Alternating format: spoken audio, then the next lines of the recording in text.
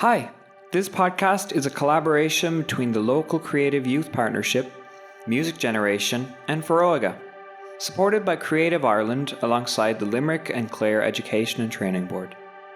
Episode 2. This episode tells you all you need to know about nurturing your creativity and letting inform the person you grow to become.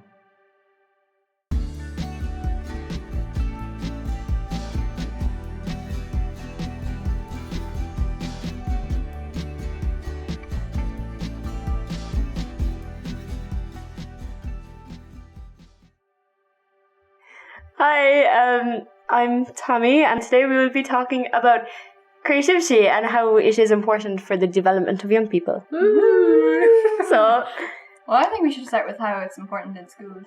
Okay, yeah, that's fair. Well, personally for me, I think that creativity is very important in primary schools because a lot of the time, like I just see it in my younger siblings and stuff, that they get very bogged down with work and they get very just kind of snappy and depressed. Because it's like all they're doing all day for like, what is it, like 5 hours, 6 hours? 6 hours. 6 hours. Yeah. And you have like these 9-year-olds sitting down doing maths for like hours and Irish and English. So I feel having like even just art lessons and music lessons and stuff in primary schools helps a lot because it gives them time to unwind, gives them an outlet, helps them feel less like bogged down and just like, oh no, I have like hours of homework to do when I go home. I can't just sit there and watch TV. I think it also helps with like students who are reluctant to go to school. Yeah. It's like, oh, I have this thing to look forward to today instead of doing 6 hours of just maths, Irish, English. Yeah. And not everyone is like very academic, which like can make you feel worse about yourself because like it's not a good thing when all you're thinking about is how bad you are at a certain thing. So being creative, like for a lot of people, comes much easier than being academic and vice versa, obviously. Yeah, and it boosts your self-esteem if you find something you're good at and you're allowed to work on it. Exactly. And if you have people like complimenting you on it and being like, oh my god, that's so good, and you have this young person and they're like, oh my god, I'm good at something. Oh my god, people are like, I have people that like what I'm doing and want to see more of it. It's very, You can always improve on like creativity and stuff because there's always new stuff to see and learn about what people are doing. Yeah. Which is why the internet is so great. Yeah. A sentence that will never again be said. No, because I think it's really important in secondary schools as well. And I like that in the last however many years they have Junkature running. Yeah, so we did Junkature this year. We did. We spent 4 hours painting a bedsheet. I'm so proud. I know. It's like so many clouds. So many clouds.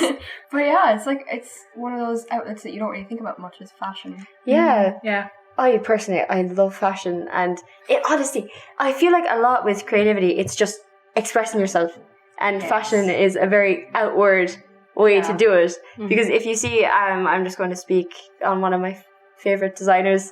She passed away recently this year. Vivienne Westwood. Yeah. And her style is very, very out there, very kind of. She is high fashion, but it isn't like like other high fashion brands, and it's very. Where it's like they give you a basic little thing and slap their name tag on it. Yeah, it's very grounded. It's unique. It's grounded. And you can clearly see the creativity. Yeah. It's creative, but it's humble. Yeah. And I feel like, especially a lot of the time with people at our age, so like teenagers, 16, 17-year-olds, fashion is one of the only ways a lot of people seem to be able to express themselves. But even then, especially in schools, I see a lot cliques, like the groups of people, usually dress really similarly, whether they want to or not. Yeah. And that is very important. Whether they want to or not, because they don't want to be judged for outwardly being like, this is what I like. Yeah. And that is another thing with creativity that I feel like is very important, is being like, this is what I like. This is a statement. I'm putting it out there. I do this. And I like this. This is my thing. And this is what I feel like. This is what I'm doing. It's a very kind of vulnerable, emotions come into creativity a lot. Like when you look at certain artwork or you hear certain songs, you can hear the emotion that the person is feeling when they were writing the song or doing the piece of art, or sewing together a look, Yeah, it's a really good outlet to have. Yeah. To try and get your emotions out and try and deal with them and comprehend them. Yeah. And developmentally. Bring it back. It is very, very important to have outlets and have ways of expressing yourself. And dealing with your emotions. It can be really big and scary for some people. And especially, for even kids like a bit younger than us who, you know, they're going through some things and like at that age especially, it is very important to have a way to just outwardly express yourself. Yeah, like they've started going more into like art therapy and music therapy, and play therapy and younger people, which I think is like really good. It's a really good thing. Yeah. Just get your emotions out easier. And another thing, art doesn't even need to be that deep. It doesn't need to be like an outlet for your emotions. It can just be like, I thought this was fun, pretty. You know? Yeah, like I just drew a cow because I thought cows were cute. Or like I took a picture of, there's a water bottle sitting in front of me. I took a picture of that water bottle because it's shiny. Like, ooh, shiny. You know, it's just things that make you happy. Yeah, there's not a set of rules. Yeah. To follow. It's like when you give a kid glitter and they put it everywhere because they're like, ooh, glitter. Lord. Yeah. I for reference, I teach in an art class, and you cannot give any child glitter because immediately everything, your hands, their face, the page, the table, the chair, everything is going to have glitter on it, and you will never remove it. Exactly. But they're doing that because it's very because they like it. I'm so happy. I have glitter. I'm going to put it everywhere. I think the younger you start creativity, the better, because I see a lot in older kids, they'll think way too much about art. They'll try to make it perfect. Exactly. But like, it's meant to be fun. Just do what you want to do, man. And then the younger kids, they're like, I'm going to draw a cow and it's going to be blue. It's going to be blue and purple and his name is Rainbow. And I'm like, that's beautiful, Timmy. Yeah. I think that's something I struggled with a lot when I was like going into secondary school, because we didn't really have much art or creativity in primary school. We had music, but like I was so dead set on being perfect in art class. Yeah. So I didn't really explore my creativity until like recently. I feel like especially with we were doing music right before this, so that's on the brain. And writing a song. Oh my god. Keep an eye out for our EP. Yeah. But especially with like music, a lot of people think like, oh, I'm too old to pick up an instrument, or I'm too old to start writing, or I'm too old to get into it and actually do it. But you're not. If you have if you have like hands, words in your head, if there are words in your hands, you don't even need hands. On a drum. If you can do anything, like if you can hum a little bit of a tune. if you can hum a little bit of a tune, that's all you need to get into it. Like, it's just, I hate the way that people kind of contain themselves and don't. Yeah, they don't let themselves. They don't let themselves be creative, and they don't let themselves develop that way. They don't let themselves have this outlet because they think it's just useless. Like, it's what's it going to do? Like, I can't make money off of painting a picture. I can't make, or I can't do this because it's stupid. Or it's like, I don't want to do that because why would I paint like, I'm a picture of me being sad? But they're scared to be vulnerable because they know like if you produce something that is physical or like can be judged, people are going to judge you on it. Exactly. They don't want to disappoint people. Yeah, you don't want to put your emotions out there because it's not just your work, it's your emotions, your feelings, how you perceive the world. And you don't want that to be judged. No, you that's don't. Very scary. Yeah. That's personal thoughts.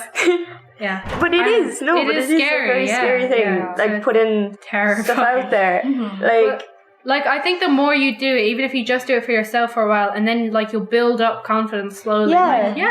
Maybe I can show this to my mom, or maybe I can show this to my sister, or something like that. Even if it's just your dog. Even if you're just sitting there being like, I painted a picture, you like look at that. Appreciate it. Yeah, but I know, like, because music and art and fashion and creativity are such an integral part of like human beings. It is. And human nature. Like, go back to the cave paintings, go back to like folk songs from thousands of years ago. Yeah. It's always been there. And storytelling. Like, storytelling is such a big thing, especially in Irish. Oh my god, I'm sorry. I love this. I love people who know all the old Irish stories and you can retell them. And I was obsessed with Irish mythology in primary school, and I memorized like half the books I had on it. So I would sit there with my siblings and like just be telling them about it, and like, so this happened and then this happened, and honestly, it's such a good like bonding experience. Like just sitting there and being like, like the stories and everything. It is such an integral part of human culture. Yeah. Like it's a great way. It feels like you have a tradition. Yeah, like you're connecting a tradition with like, because we have very little in Ireland. The English. That's their fault. But like the parts we do have, I think like a lot of people find like very important and very sort of we find it like comforting, because this is generations upon generations of people who have been creative to tell their stories. And people like defying those laws. Yeah. And still telling stories even though they weren't supposed to. Yeah. Weren't allowed. When there is silence. Being rebellious against oppressors. Exactly. It's like, it's evidence that we survived. We made it through all that. Yeah. Even then, just like the rebelling part of creativity, a lot of, obviously, like teenage development is key part of being a teenager.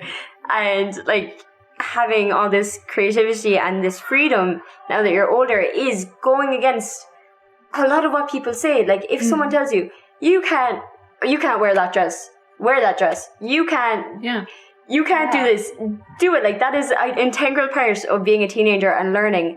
And if you don't allow yourself to be creative and explore what do you like to do, do you like music, do you draw, do you write, do you just sit there and like watch TV and ponder and look at your wall, like, wonder what could go on that wall. Like if you can't rebel, you can't, if you can't rebel, you can't grow, and you can't can't. So that's what I have a respect for uniforms in schools, but I don't like I've been in 2 different schools and I've seen a load of other schools, and I think the atmosphere in schools where they're allowed to express themselves like through their hair color, through their hairstyles, through piercings, through like different color shoes, a lot better.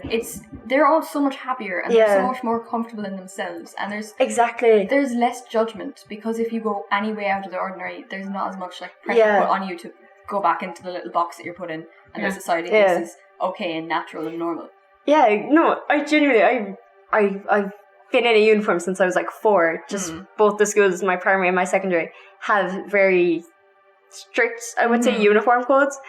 And a lot of the time in schools where I see where they are allowed to be creative, they are allowed to express themselves, I feel like development, in development terms, it helps a lot more in coming to terms with yourself and being, okay, I'm comfortable in myself. I can go I feel outside this way and I want to show that to people. But I'm not even saying like get rid of uniforms, because I think so much. They're a lot easier. There's such a benefit to people who like can't afford like new clothes or anything, but like you have that basis. But I think you should be allowed to like personalize it and express yourself a little bit more, especially as a teenager, because as a teenager you're discovering yourself, you're learning more about everyone around you, you're learning how you feel about things, how you perceive the world and everything.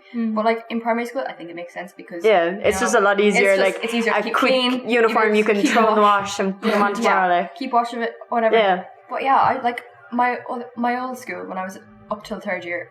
They were so strict on uniforms and hair. And I feel like if you cut your hair shorter than your chin when you were a girl, they'd like tell you look like a boy and you had to grow it out.